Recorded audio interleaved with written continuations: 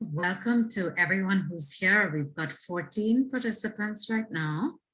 And people are still coming in slowly.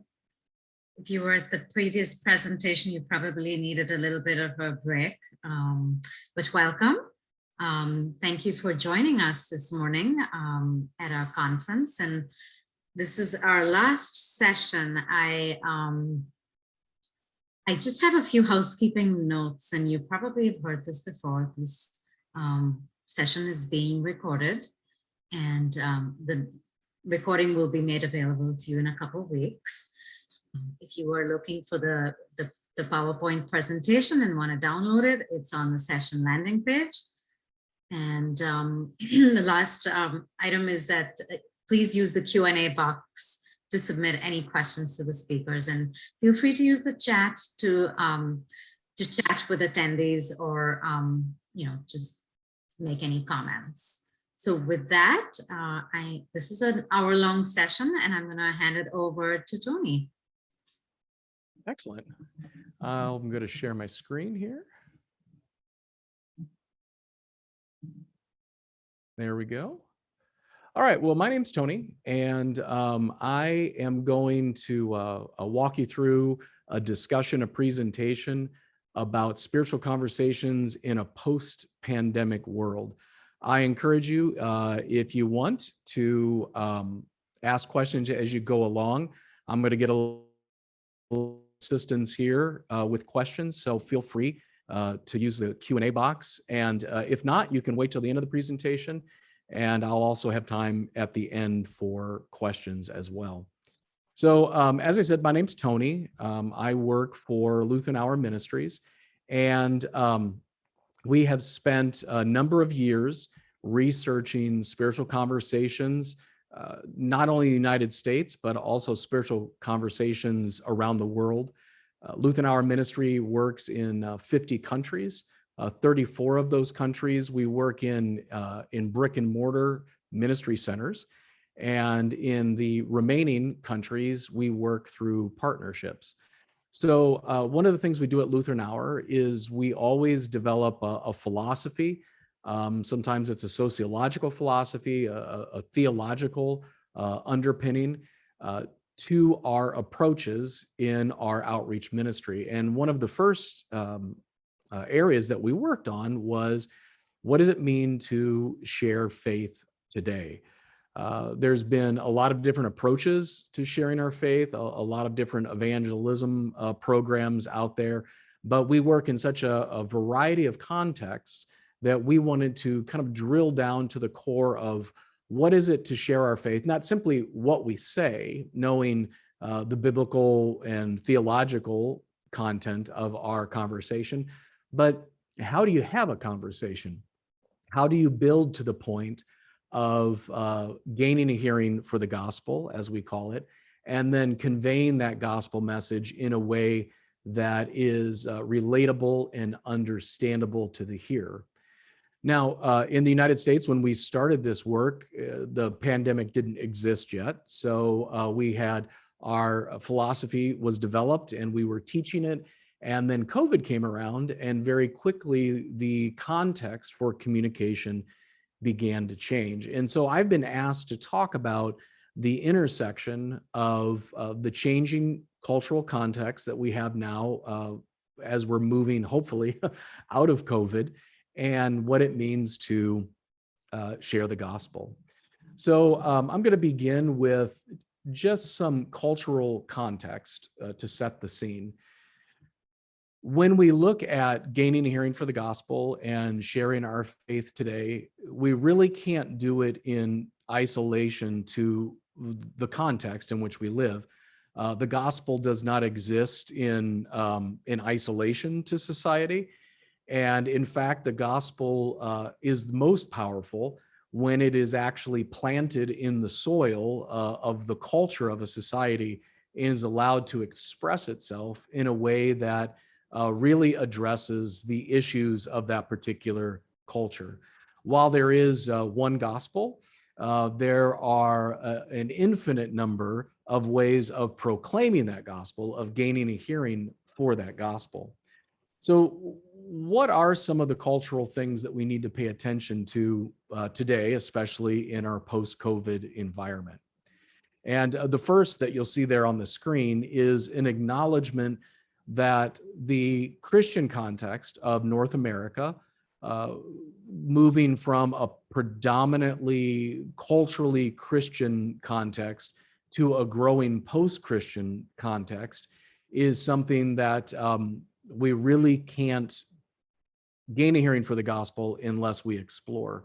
So what we'll find today is that about a quarter of the United States population who are adults would consider themselves to be not affiliated, or as we call them, nuns. Many researchers call them nuns, but people who are not affiliated with a religious creed. This is a sign of growing secularization, where people essentially function in the world in a very secular way, growing atheist or agnostic beliefs among adults in the United States. So it's a context that we can't assume people understand what Christianity is. They don't necessarily work from a cultural Christian background. So previously, when people would say that they were Christians, especially up through the mid-50s, they might not necessarily hold Christian beliefs strongly, but still they knew what Christianity was. They understood allusions to basic Christian stories from the Bible. They understood the morals of the Christian belief. They understood what it was to have a Christian work ethic, or whatever it might have been at the time. But now that really isn't an assumption that we can make. And what we find is, for many of us in North America, we had that working for us. We had this type of Christian culture, even if it was simply just a basic understanding of Christianity or a nominal form of Christianity. Still, nonetheless, that assisted us. It gave us maybe a couple head start steps in our conversation about faith and Jesus. But now, in a growing post-Christian culture, it's not simply that people have never heard the gospel, which there are those who still haven't, but it's that people have been there, done that. They've heard the gospel. They might have even been brought up in a Christian environment, but they themselves have chosen a different perspective on the world. Perhaps they were raised as Catholic or Lutheran or Presbyterian, whatever it might have been, and now they have chosen to practice and live their daily lives without an affiliation. So unlike many of our international centers, where we will go into a region where the gospel is still today new to people, here in North America, Christianity is something that has been practiced by many and then left behind. Also, not only are we not working with a blank slate like you would see in some of our international ministry centers, but we're working against certain cultural negatives when it comes to the Christian church. The part of becoming post-Christian is that many people have had a negative relationship, either personally in their faith or someone in their family, with the Christian church. And there are numerous and countless examples of people having negative relationships, not necessarily with Jesus. Very rarely does someone have a negative relationship with Jesus, but with the institutionalized form of Christianity. So when we're having spiritual conversations in a post-pandemic world, we're also having spiritual conversations in a growing post-Christian context. Perhaps it's not as extreme as some people would make it out, at least the post-Christian growth. And in fact, our post-Christian growth has been slower than some areas in Europe, where it has grown more quickly. But it is definitely something that we need to pay attention to. So that's one aspect of our culture in North America. Another is the rise of what many people would refer to as relativism or a postmodern mindset, which I think in many ways can be somewhat unhelpful in an understanding of what's occurring. I like to describe it a little bit differently. I talk about perspectivism or perspectivalism, as some people call it, in our American culture. So perspectivism as a personal truth. And all that means is that each one of us has a perspective on daily life. And that perspective is influenced by a number of things. One of the basic things that many times we forget is that our perspective on the world is influenced by our embodiment, by who we are physically.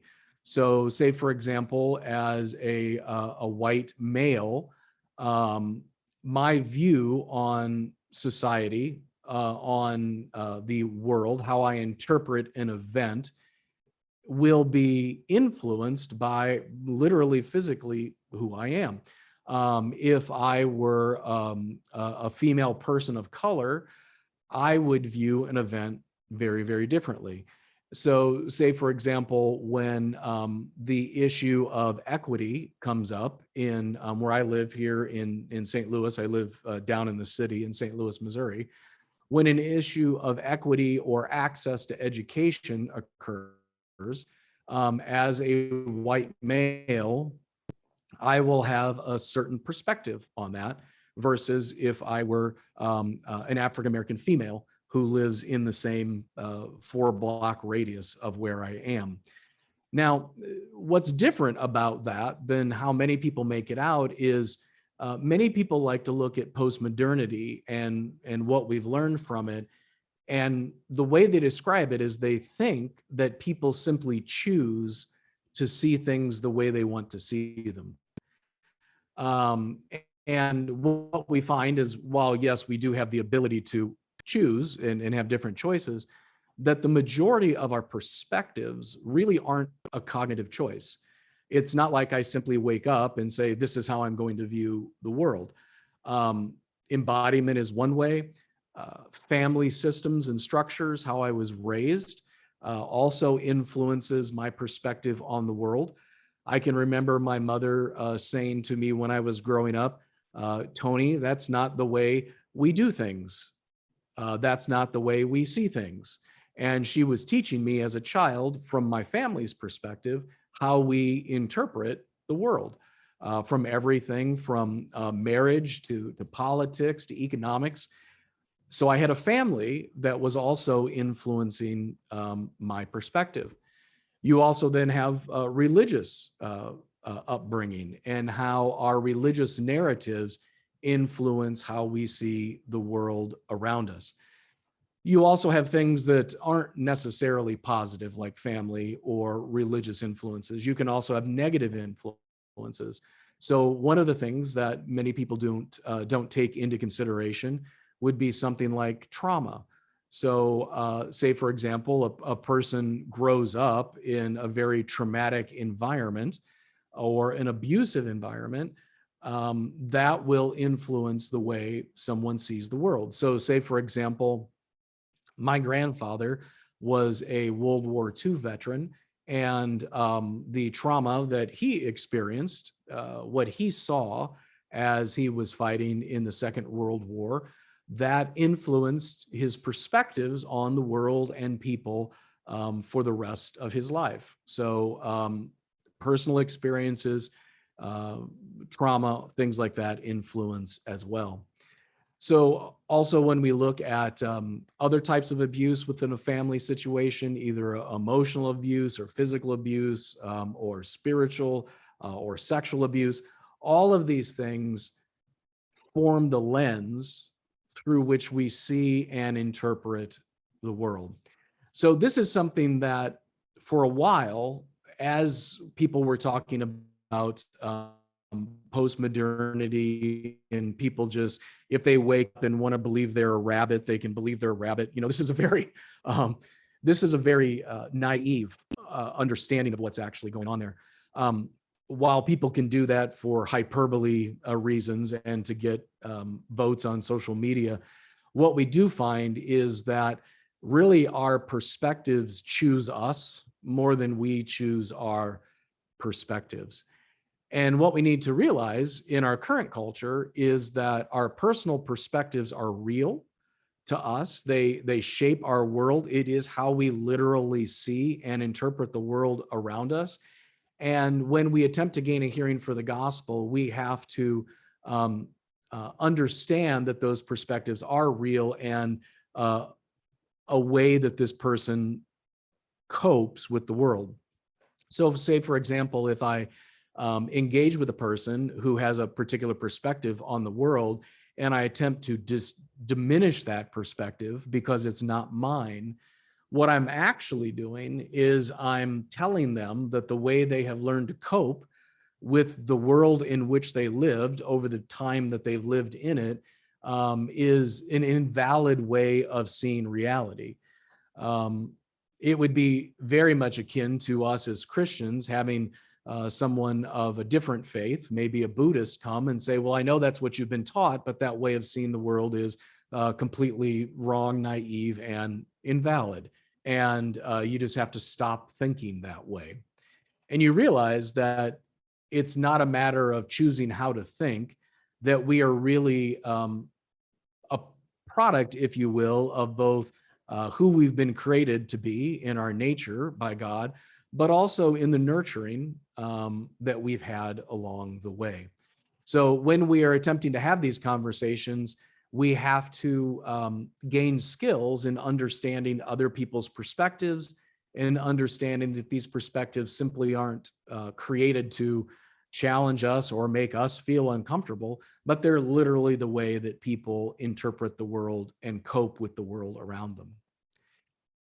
One of the cultural context pieces that's really kind of grown, I think, over the past few years, and especially during COVID, would be the cultural and political polarization. So one of the concerns that I personally have for society as someone who was trained in sociology was when I see polarization. Already I was, when I used to teach my students, I would say, if you have two choices, you really don't have any choices. Because in a system where there are only two choices, normally you're going to make a choice based off of a lot of cultural factors. And so you're making that choice kind of like off of one issue or of a particular cultural situation in which you live. So politics would be a good example of that. So you have two choices. There really isn't a middle choice that is viable by any means. And so you get placed into two different camps. And what you find over a period of time is that those two camps begin to polarize against each other, and they become more and more extreme. So the edges, the extreme right and the extreme left, if you want to use those terms, of cultural and political conversation becomes stronger and stronger. One of the ways that you can see this proven out is when statistics are done, you see a growing trend for kind of a 50-50 poll when pollsters do statistics, when they're looking at a political affiliation and political conversation. So there's this growing cultural and political polarization, which then influences the kind of rhetoric and conversation you can have. When I taught seminary students, I said our goal as theologians is to be balanced and reflective, that regardless of what situation we're in, that we are to have a balanced and reflective view on that situation based on all of the factors that we have been trained in theologically. When you get to a situation where reflection and contemplation on an issue really isn't needed because you know what the answer has to be, because it has to be one of the two extremes, what you're seeing is a fragility within that society, within that culture, within that church body. And you see it not only in culture, but you even see it within denominations where there are two crowds. There's either the confessional versus missional, or there's the right versus left, or there's the pre-Vatican II versus the post-Vatican, whatever it is. You will see these two different groups emerge, and then their conversations and decisions are almost 100% predictive based off of what group they align with. And sharing the gospel is increasingly difficult in a polarized society where conversation is pre-programmed. My students always would tell me that when we would talk about conversations, that they never quite knew what my opinion would be. And to them, when they were first year seminarians, they thought that was a deficiency in my personal perspective. They wanted to be able to predict exactly what I was going to say. And I had to teach them that while my theology is the same, the application of my training is based on understanding the context and the situation in which that gospel needs to be heard. So being nuanced in conversation, having a nuanced, healthy exchange is becoming very, very difficult. And it results in things such as the fourth point that you see there. It results in different kind of polarized brandings of Christianity. So there is a rise of what used to be called fundamentalism, but that term can simply just mean that you subscribe to a series of beliefs. Nowadays, it's being called Christian nationalism, where Christianity is being co-opted into politics, and people are having a very, very difficult time distinguishing between a particular branch of politics and their faith. Now, while historically a more conservative approach to moral issues what could be seen as aligning with a Christian's approach to moral issues, never did that mean that Christianity was equal to a particular political party. And it does the body of Christ, the church with a capital C, a disservice when we allow faith to be co-opted into politics. What happens is you'll find that actually politicians will put on the clothing of a Christian message in order to appeal to a particular demographic, Christian demographic in America.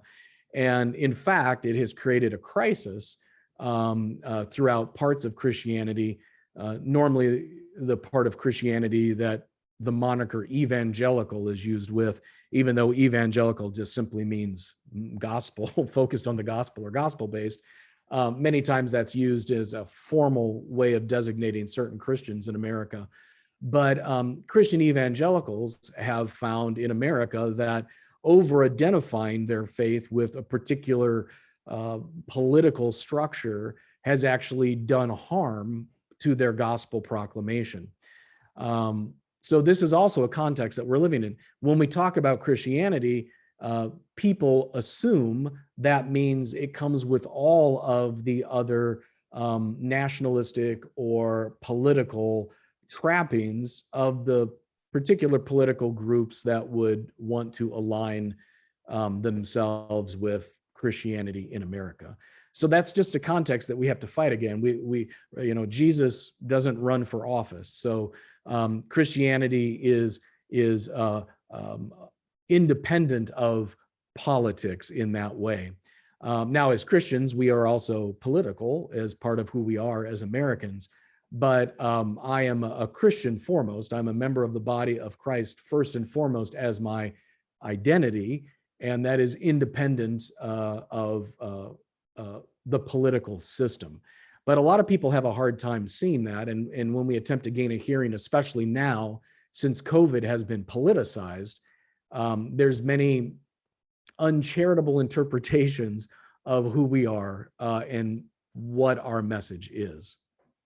Also, there's many challenging and competing narratives when you look at Christianity in a post-pandemic world, just look at all of the different ways of narrating what COVID means in the world, what vaccinations mean in the world, what a Christian perspective on health is in the society today.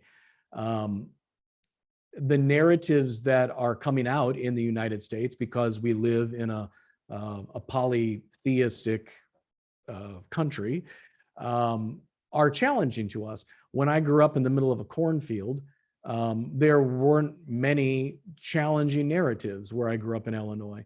There was no internet. There was essentially a shared belief in a small group of people, a town of 600 people, where there weren't many people who would say something different than the rest. But now we and our children and the following generations are always going to be presented with more and more narratives that would offer a way of interpreting the world, more competing perspectives, if you will, that not only offer a generous interpretation, but offer a challenging interpretation to Christianity. However, we're starting to see that the large issues that Christianity covers, such as the meaning of our very existence, is something that in a post-pandemic world is becoming of a real importance to people. So if you look at the trend of the Great Resignation, as they're calling it, where people are choosing not to take certain jobs in society because they feel that, well, this would be some people, I would narrate, that they feel like there needs to be something more than working a particular job in order to pay off debt and then just die. So essentially a hyper-capitalistic interpretation.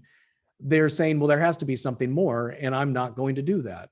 I need something of a greater purpose than working for a minimum wage and working for someone else's gain and then living out my life for someone else and a few dollars. So there is a growing, especially with the younger generation, a growing loss of meaning in everyday life. I was just having a conversation on Reddit, and I wouldn't necessarily recommend anyone listening there go there, but that's where I go to have spiritual conversations. And there was a post by a young person who said, how do mentally healthy people get up in the morning and shower without questioning it, go to work without questioning it, and come home and get ready for the next day without questioning it? How do you cope with the world? And I was having a conversation with this individual, and I led it to the area of, well, I get up and do all of these things because I have meaning and purpose in my life. And it's not simply earning money. I'm driven by a greater purpose. And we began to have a conversation about, well, what kind of meaning and purpose could you have that would motivate you to do that? So what we're seeing is that many people have lost that drive, if you will, that many of us would have had when we were younger, from the 50s and 60s, where we simply say, well, this is what you do, is your goal is to have a respectable job and a house and a family, and that's how you are a competent member of society. But for many people today, that just simply doesn't make sense. Now that for me is an opening for the gospel to have conversations about a greater purpose and meaning. And while you'll find many Christians will decry that kind of, well, people are just lazy, we have to realize that if a group of young people growing up in a capitalist society are saying there must be something more than earning money in a minimum wage job and working for a company, our answer should be, yeah, you're right. There is. So that would be an opportunity in one that's growing in a post-pandemic world. Another thing that we're experiencing, which is somewhat difficult, is that while our opinions have become very, very polarized, our social skills over the past year and a half, or however long it's been, I've stopped counting, have become rusty.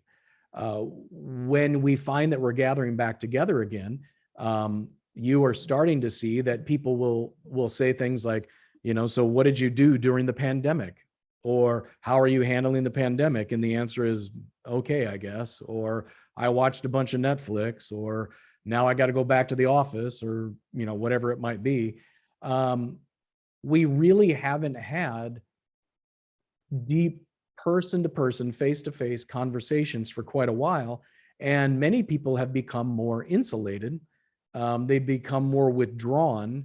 And when we gather back together, we really have, in many ways, we're being challenged in our skills to have those kind of conversations with one another. The next that's there is social media exposure. And while we have been isolated, we have partaken of many things on the internet.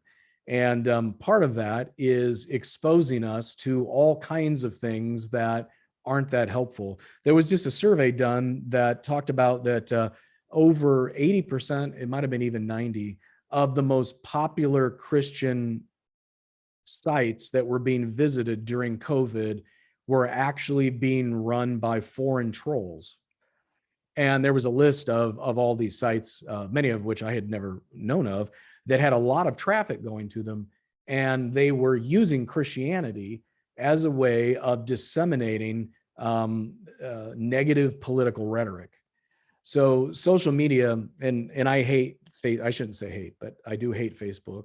I personally have a Facebook page, but it's managed by someone at work. I use Facebook Messenger to talk to my mom and my son. But to me, social media is, while it is a tool and can be used for the good, much of it has created pain. Some of the whistleblowers that you see going on right now with Facebook and what social media does to our youth, especially young girls.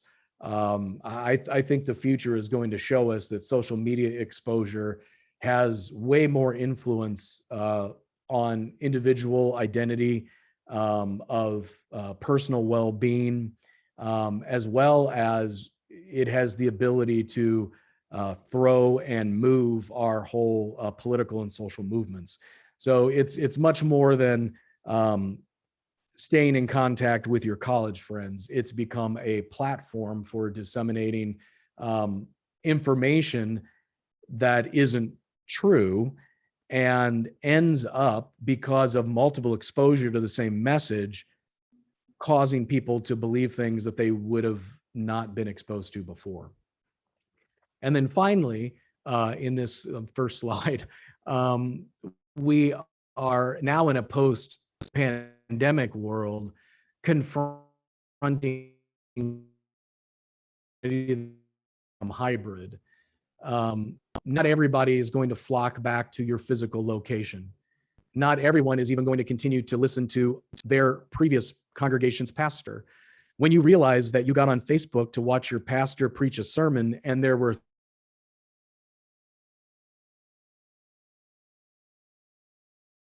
So now Christianity is becoming untethered from a physical locality, and now we can choose from our Christian message in the same way that we could choose the next series that we're going to watch on Netflix.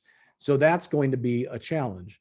Not all Christian messages that are on the internet are consistent, obviously. They have different perspectives, they have different theologies, and that's a challenge. But also the fact that our way of being church with a little c, of being the institutionalized church, is probably never going to go back to normal.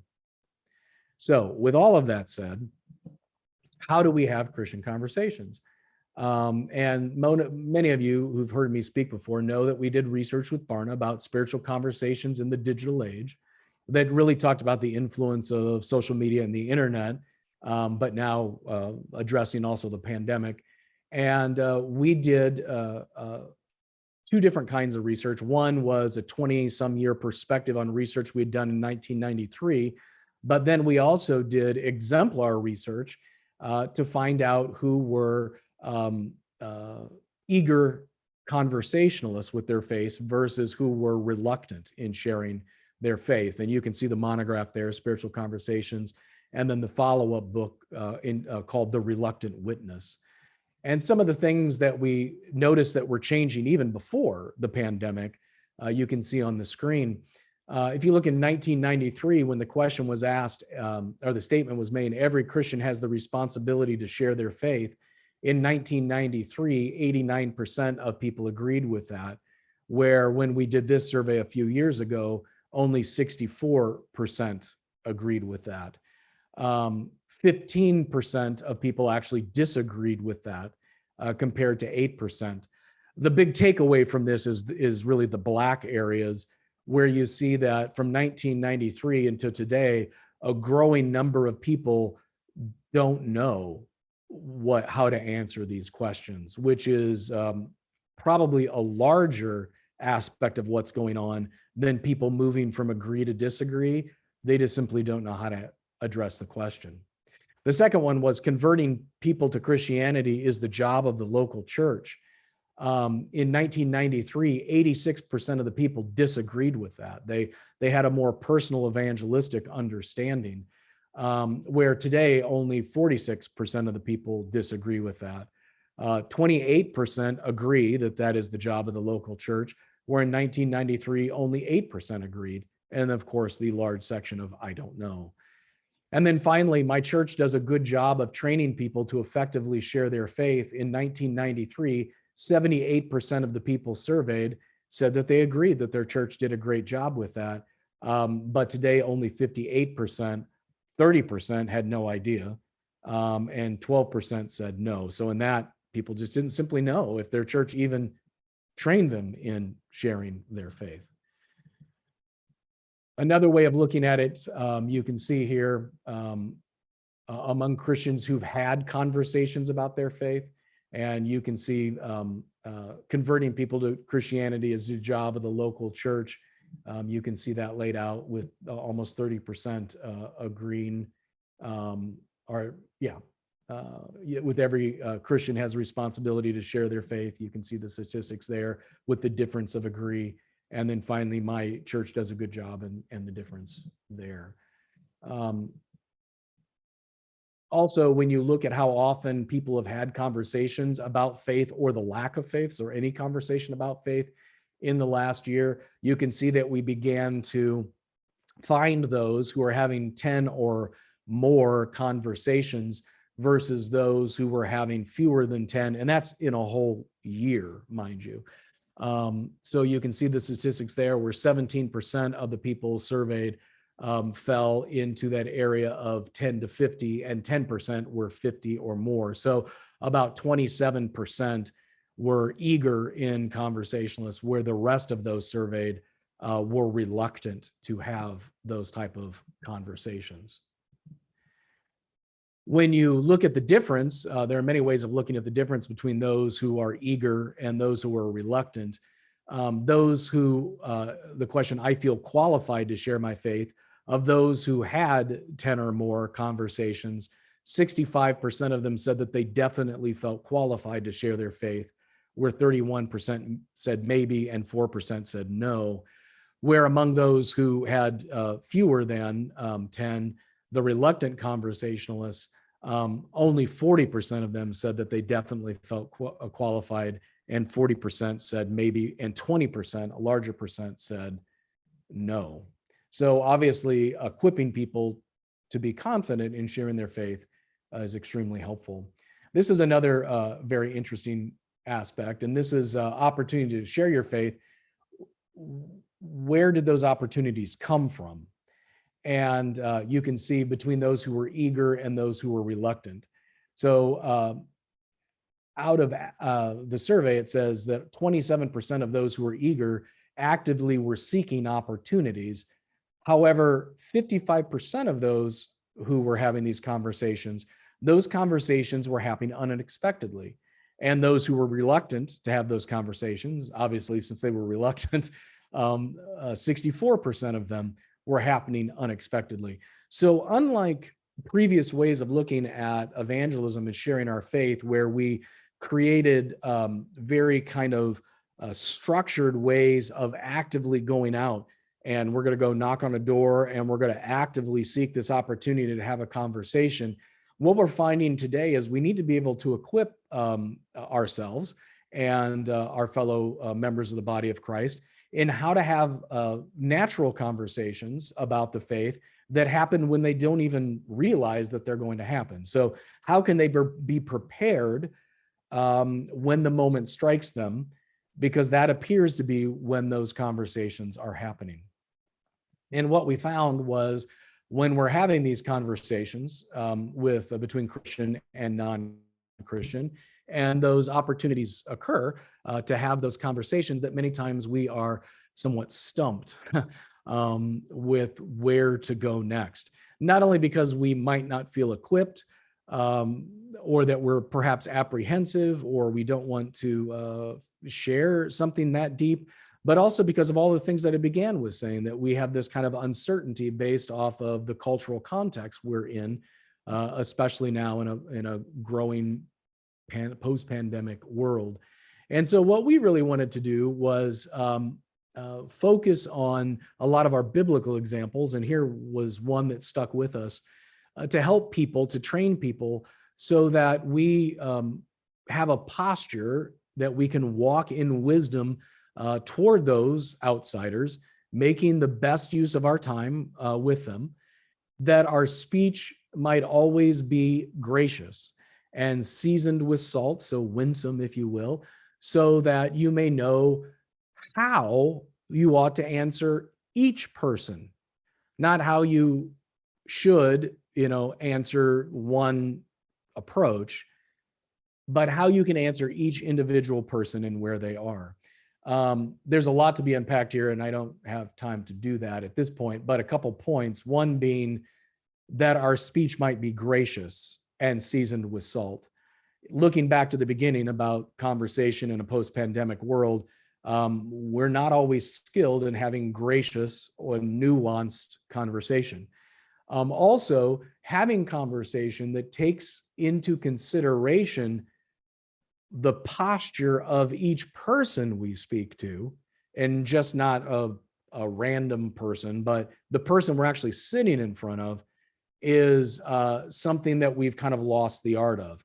We know how to express our opinion to 1,000 people and no one all at the same time on social media. It's a lot harder to sit down and actually know a person, understand where they are, and have that conversation. And so quickly, as we go through, we develop the conversation curve, which many of you might be familiar with, that unfolds the posture of where the person is and our prayerful consideration of where we would like to go in those conversations.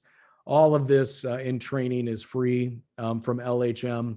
In the same presentation, if you looked at Hopeful Neighborhood, if you want to buy a book, that costs some money, but you can train your congregation or learn yourself absolutely free from us by going to our website, lhm.org/conversations. We put it together in a handy pamphlet, a little tool we call the curve card, that you can carry with you as you learn to have conversations with a particular individual, assess their posture, and understand what is the most helpful way of gaining a hearing for the gospel. This is really just based off the Apostle Paul's approach to outreach, where he graciously adapted what he said based on the actual person he was talking to, Mars Hill being one of the great examples of that adaptation of posture. So the postures quickly, a person is unreceptive to the gospel, a person is receptive, and a person then is seeking to know more. So an unreceptive person, the gospel, is closed to hearing about Jesus and Christianity, perhaps even aggravated by it. Someone who is receptive to the gospel is open to hearing about Christianity and Jesus. They're open to letting you talk about what you believe and what your perspective is, but might not hold that perspective themselves, but is okay with you talking about it. And then finally, someone who is seeking is someone who is seeking clarity about the gospel. They might even have specific questions about Jesus and Christianity.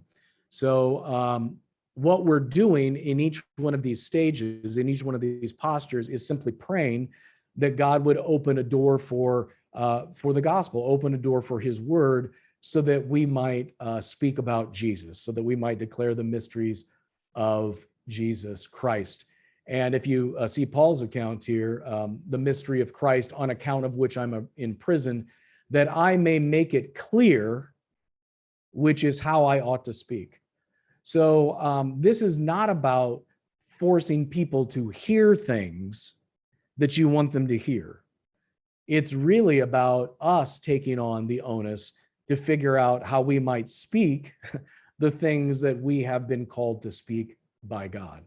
All the hearing part of it is really the work of the Holy Spirit working through that message that we proclaim.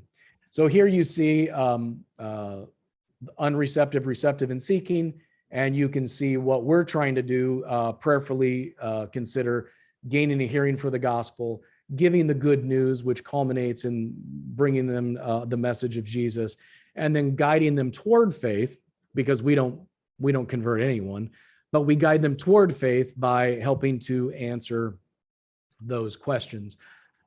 Each one of those three areas is broken up into two different kinds of conversation: chat, relate, share, connect, explore, and clarify. And you can learn all about that more in our training on the spiritual conversation curve.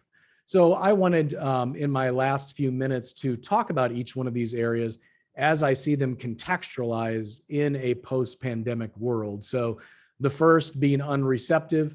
This is where we chat about life and we essentially build a relationship and trust. We're relating each other's joys and pains, and we're deepening that connection. So to gain a hearing, we're looking simply to do a list of things that we'll show there. Here was one of the articles that I was referring to earlier about simply having a conversation that after a year of COVID, we've run out of things to talk about.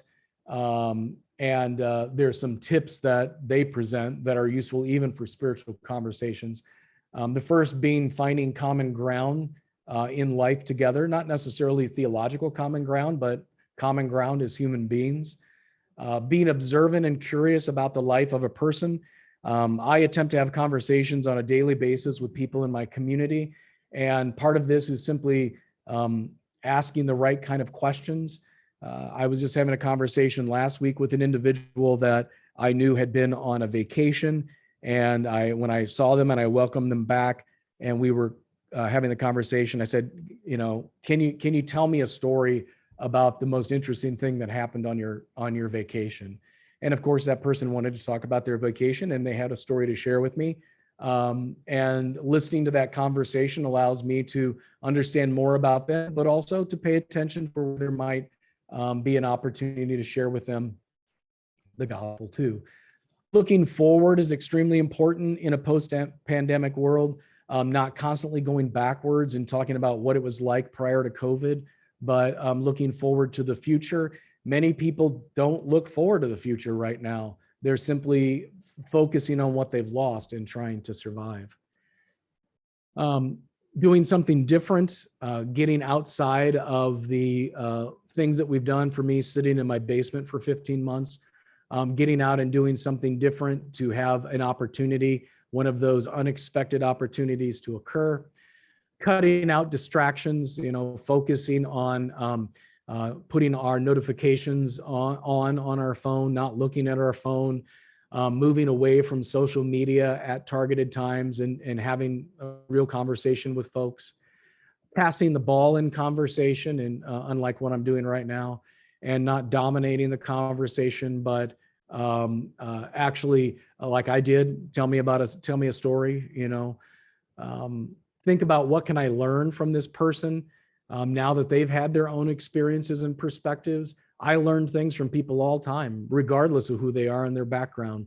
None of us have stopped learning until we're gone. limit the complaints. A lot of us have kind of been in I can't stand to wear my mask anymore. I can't stand being on Zoom for another meeting. It's precious time we have in conversation. So not using that to air our complaints, but to look forward to the possibilities. Actually prepare some things that you're going to talk about. Like, what did you learn new, during COVID? Or, hey, here's something that I've been thinking about. Let's have a conversation. Focus on asking open-ended question as always. Keeping a sense of levity. A lot of people are disheartened, are struggling with a darker kind of conversation and view on the world, but understanding that together we do make it through, and realizing that there are many people who haven't had an opportunity to see something positive in their life. And then beginning to emphasize kindness. When you're injured, we have to realize that people are traumatized. We've all experienced global trauma. People, when they are traumatized, act in very primal ways. If you back an animal into a corner that's been wounded, it will bite you. People are the same way. People are fragile. People are wounded. Treating people as the way we would like to be treated going through a crisis with kindness is really what we need to do. So at the very time that we've all experienced trauma, we're all tearing each other apart because we've all experienced trauma. We can't feed into that. We have to realize that all we're doing is further traumatizing people along the way. So with that said, what are some things that we can do to help? We talked about this in our last session. You can focus on your neighborhood. We've talked about how getting to know your neighbor is something that now, as the pandemic is lifting and we're starting to get back out, is very important. So we have things like neighborhood bingo, a kind of fun thing. You can have your friends gather together for a watch party. I don't know if you know this, but you can actually have a watch party where you chat with one another online, still being socially distanced, but bringing conversation around media. You can have lunch and dinner together, or drinks, I think, was a very common thing that people were having during this time of Zoom. And then we have training for you on this part of the curve. When people are unreceptive, we have an actual course for you to take. And then we have other courses that contextualize that. So like the art of hospitality or how to love your neighbor. When it comes to the second area of being reflective or receptive, and people are open to hearing about Jesus, I would recommend one of our partner resources from Barna and David Kinnaman, Faith for Exiles, where he discusses some important questions that are being asked today. So who am I really? The search for identity. How can I live in the world as they fight anxiety? Am I loved? The experience of loneliness, harnessing their ambition. This is the one I talked about, is what is my purpose and is it worth $7.50 an hour? Feeling entitled. Isn't there something beyond me that matters? Is it really just about me, or is there a greater purpose? For those who are open to having a spiritual conversation, we also have things like the Vibrant Conversation deck that you can use with your family to have conversations, not only about the faith, but conversation starters about faith, life, and Jesus. Also, one of our other partners that we work with, Group, has a program called Life Tree Cafe, which is about having conversations about real life issues with neighbors in your neighborhood. Another partner that we work with is Visual Faith Ministry. I've also put together a visual faith resource called the Illuminated Catechism for Lutherans, for those of us who are Lutheran. And this is an artistic way of approaching the faith. Visual Faith Ministry, you can find them on Facebook. We participate with them as LHM. This is a way of getting together a community of folks, especially a lot of women in the body of Christ get together and use their artistic abilities in order to express their faith. And then we have a Thread, which is for people who are seeking. We have videos that you can share, conversations that you can enter into. And we also have a course for you called Share and Connect on that second aspect of the spiritual conversation curve, that you can learn more about how to practice that yourself and members of your ministries.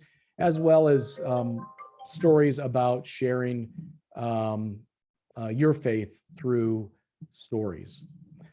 And then finally, as we close, when we guide people toward faith, there are all kinds of questions that they're asking, such as how do faith and reason work? How does faith and science work? Church and state, Christian ethics, understanding worship, the Christian identity. What do Christians say about wearing masks? All of those things.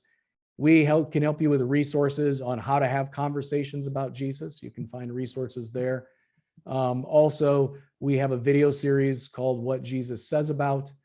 We have video podcasts about the church and racial issues called The Impartial Church, or Speaking of Jesus, which contextualizes the Lutheran hour message for people in a different form.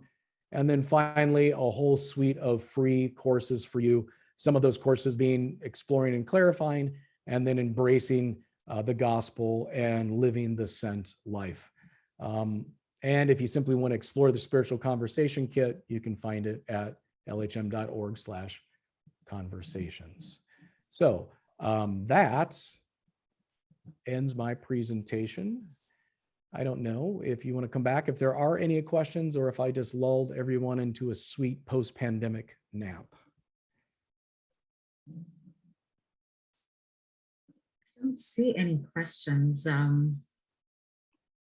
Thank you so much, Dr. Cook, for leading us through this very complex but timely conversation. I hope that our speech is more gracious and seasoned with salt after this. I thank you all for attending. And if there are no questions, I'm going to hang up here, and be sure to join us back here at 12:10 for closing remarks from Charlotte. Thank you all. Thank you for your time. All right, bye-bye.